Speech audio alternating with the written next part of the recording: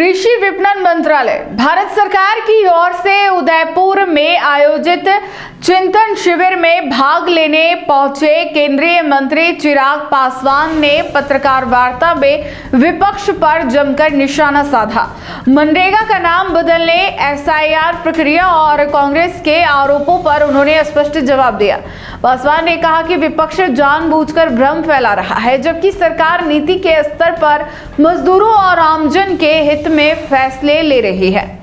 उदयपुर पहुंचे केंद्रीय मंत्री चिराग पासवान ने पत्रकारों से बातचीत में कहा कि मनरेगा का नाम बदले जाने को लेकर विपक्ष भ्रम फैला रहा है। उन्होंने स्पष्ट किया कि गांधी जी के नाम को राम जी से जोड़ने पर कोई आपत्ति नहीं हो सकती, क्योंकि अंतिम क्षणों में भी गांधी जी के मुख से हे राम ही निकला था।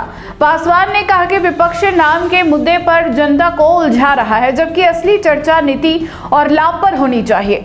उन्होंने बताया कि पहले जहां 100 दिन रोजगार की गारंटी थी, अब इसे बढ़ाकर 125 दिन किया गया, जिससे मजदूर वर्ग को सीधा फायदा मिलेगा।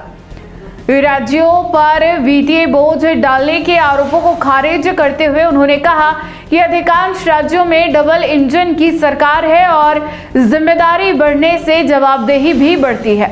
उन्होंने आरोप लगाया कि पहले मनरेगा में भारी भ्रष्टाचार और लीकेज थे, जिन्हें सरकार ने नियंत्रित किया है। इसी वजह से विपक्ष असहज है। एसआईआर को लेकर पासवान ने कहा कि यह कोई नई प्रक्रिया नहीं है।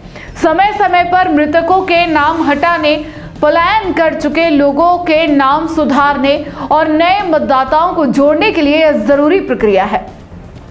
उन्होंने कहा कि विपक्ष पहले भी सीए जैसे मुद्दों पर भ्रम फैलाता रहा है, लेकिन जनता ने हमेशा एनडीए पर भरोसा जताया है।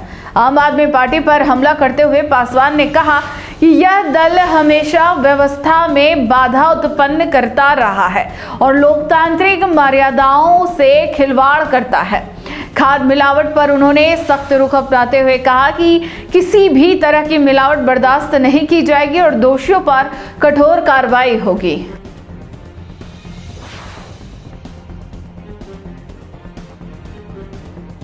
देखिए, वो दल जिस सोच के साथ निकला है, उनकी कहीं ना कहीं मानसिकता में इस तरीके के उत्पाद खड़े करना हमेशा से रहा है। ऐसे में आम आदमी पार्टी ने हमेशा लोकतंत्र की मर्यादाओं के साथ खिलवाड़ करने का काम किया। ये वही राजनीतिक दल है जो दिल्ली के रामलीला मैदान में एक पर्ची लेके घूमता था कि ये करप्ट नेता है, और उसके बाद उन्हीं के साथ मिलकर सरकार बनाने का काम किया।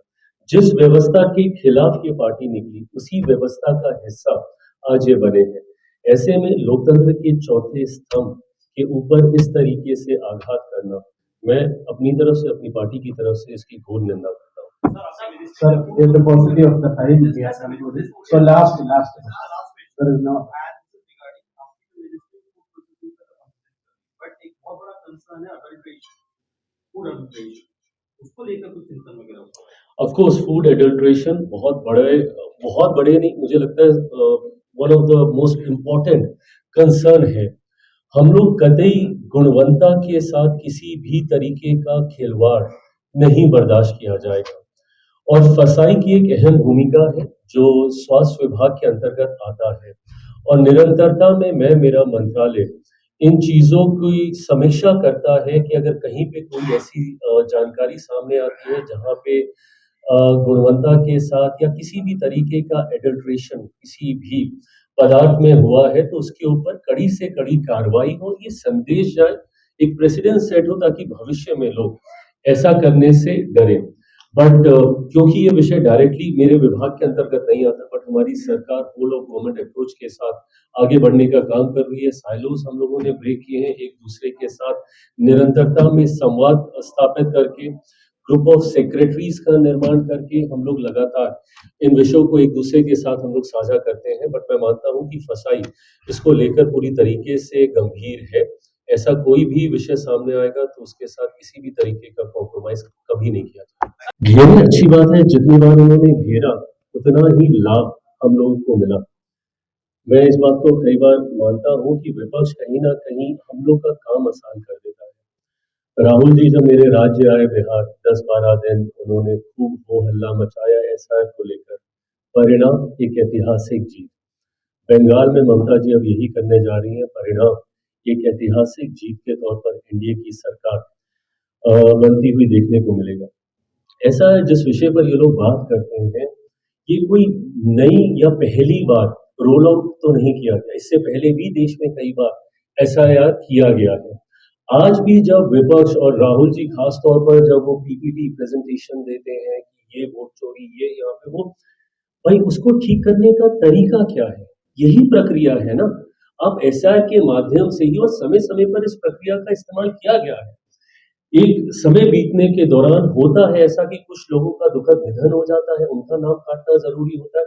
कुछ लोग पलायन करके दूसरे राज्यों में चले गए होते हैं, उनका नाम हटाना जरूरी होता है। फर्स्ट टाइम वोटर्स होते हैं जिनका नाम जोड़ना जरूरी होता है और ये एसआर के माध्यम से ही किया जाता है।